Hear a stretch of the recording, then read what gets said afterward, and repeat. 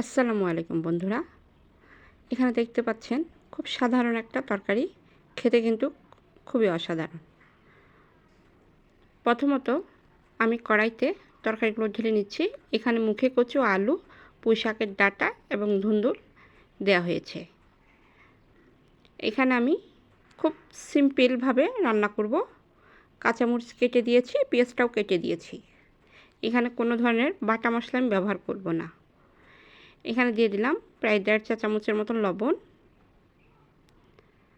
Half চা চামচ হলুদের গুঁড়া, হাফ চা চামচ জিরার গুঁড়া, 1 চা চামচ ধনিয়ার গুঁড়া এবং পরিমাণ মতন তেল দিয়ে এটাকে ভালো করে মাখিয়ে নিব। তেলটা আপনাদের ইচ্ছা অনুযায়ী কম বেশি করে দিতে পারবেন, তবে আমি তেলটা একটু কম দিচ্ছি। আজকের রান্নাতে আপনার ভাইয়া সাহায্য করছে, রান্নাটা আপনার ভাইয়াই করছে।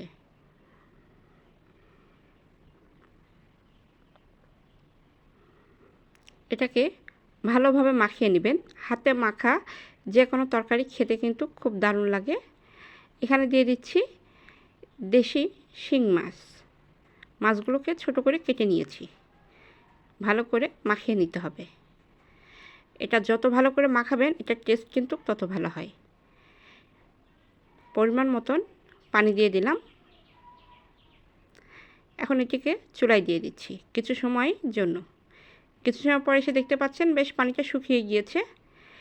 এর মধ্যে এখন দিয়ে দিব পুঁই শাক। এটা আরও কিছু সময়ের জন্য ঢাকনা দিয়ে ঢেকে রাখবো।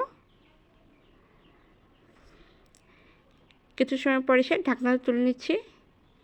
এটা কিন্তু একদম ভালোভাবে সিদ্ধ হয়ে গিয়েছে। এটাকে ভালো করে নেড়েচেড়ে দিতে হবে।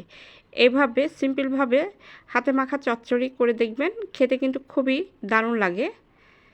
ঝামেলাও কম, চটপট রান্না করা যায়। যদি রেসিপিটা ভালো লেগে থাকে অবশ্যই লাইক, কমেন্ট, শেয়ার করবে, পাশে থাকবেন। যদি পেজ দেখে থাকেন অবশ্যই পেজটাকে ফলো করবেন, আর যদি ইউটিউব চ্যানেলে দেখে থাকেন অবশ্যই আমার চ্যানেলটাকে সাবস্ক্রাইব করে দেবেন। দেখতে পাচ্ছেন বন্ধুরা, তরকারিটা কিন্তু একদম হয়ে গিয়েছে।